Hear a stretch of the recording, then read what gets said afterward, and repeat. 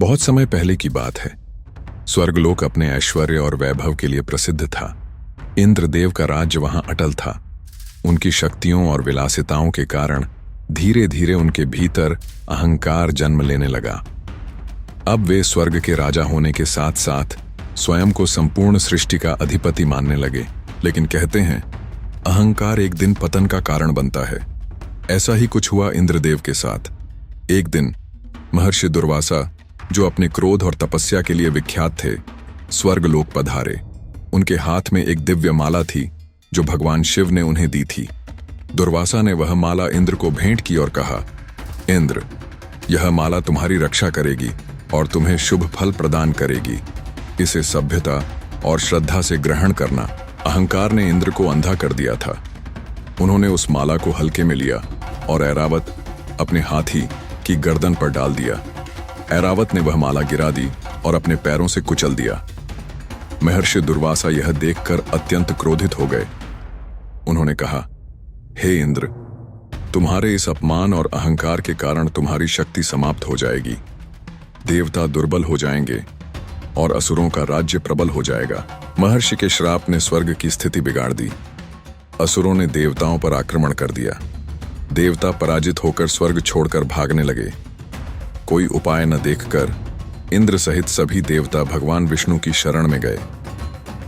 भगवान विष्णु ने कहा, इंद्र, यह स्थिति तुम्हारे अहंकार का परिणाम है, परंतु हर समस्या का समाधान होता है।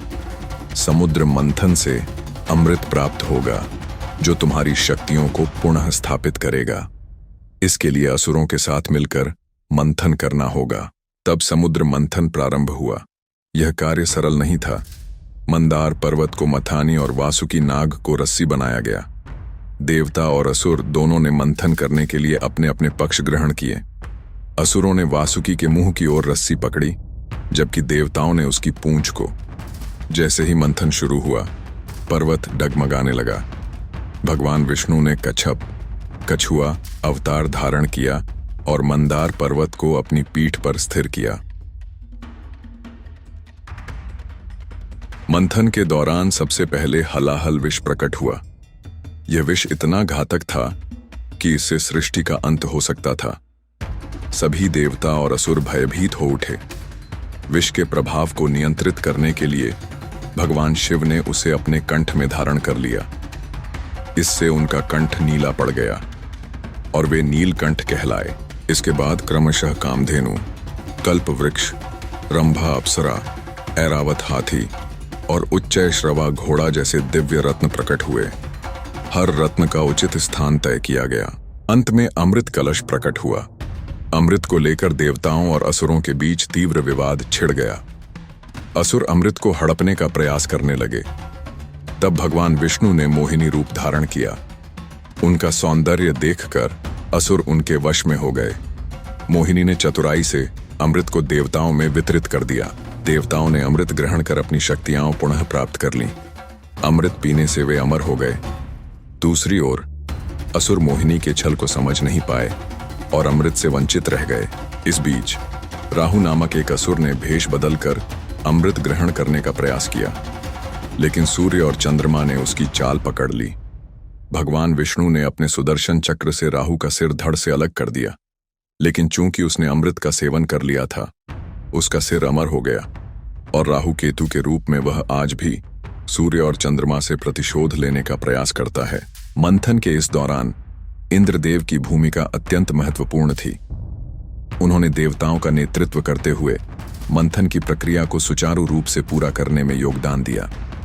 विष के प्रभाव को कम करने के लिए उन्होंने देवताओं को संगठित रखा और भगवान विष्णु से मार्गदर्शन प्राप्त किया। अंततः अमृत की प्राप्ति के बाद इंद्र ने देवताओं को संगठित करते हुए स्वर्ग का पुनः अधिपत्य स्थापित किया। असुरों के नेता बलि ने अपनी शक्ति बढ़ाने के लिए महान यज्ञ किया और ब्रह्मा जी से वरदान प्राप्त किया। वह स्वर्ग पर आक्रमण करके देवताओं को पराजित करने में सफल हुआ। देवताओं को एक बार फिर से स्वर्ग छोड़ना पड़ा। इस बार भगवान विष्णु ने वामन अवतार लिया। छोटे ब्राह्मण के रूप में वामन ने बलि से 3 पग भूमि मांग ली। बलि, जो धर्मपरायण था, उसने यह मांग स्वीकार कर ली। पहले पग में वामन ने पूरी पृथ्वी को माप लिया। जैसे ही वामन ने अपना पैर बढ़ाया, चारों दिशाओं में अद्भुत प्रकाश फैल गया। लोग अचंभित होकर यह दृश्य देख रहे थे। दूसरे पग में उन्होंने आकाश को नाप लिया। बलि के दरबार में सभी असुर भयभीत हो उठे। बलि को यह समझते देर नहीं लगी कि यह कोई साधारण ब्राह्मण नहीं है, बल्कि स्वयं भगवान विष्णु हैं।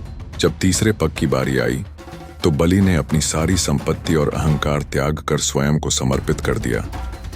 उसने कहा, प्रभु, अब मेरे पास देने के लिए और कुछ नहीं बचा। कृपया मेरा सिर स्वीकार करें। विष्णु जी बलि की भक्ति और त्याग से अत्यंत प्रसन्न हुए। उन्होंने बलि से कहा, हे बलि, तुमने अपनी हर चीज धर्म और सच्चाई के मार्ग पर समर्पित कर दी। मैं तुम्हें पाताल लोक का राजा बनाता हूं, जहां तुम सदा धर्म का पालन करोगे और अपने प्रजा का कल्याण करोगे। बलि ने विष्णु जी को प्रणाम किया और पाताल लोक का राजा बनने के लिए स्वेच्छा से चला गया। इस प्रकार वामन अवतार ने बलि के अहंकार को समाप्त किया और स्वर्ग पर पुनः देवताओं का अधिकार हुआ। अमृत वितरण और बलि के समर्पण के बाद इंद्रदेव ने यह अनुभव किया कि उनके अहंकार और गलतियों ने देवताओं और स्वर्ग को कितने कष्ट दिए।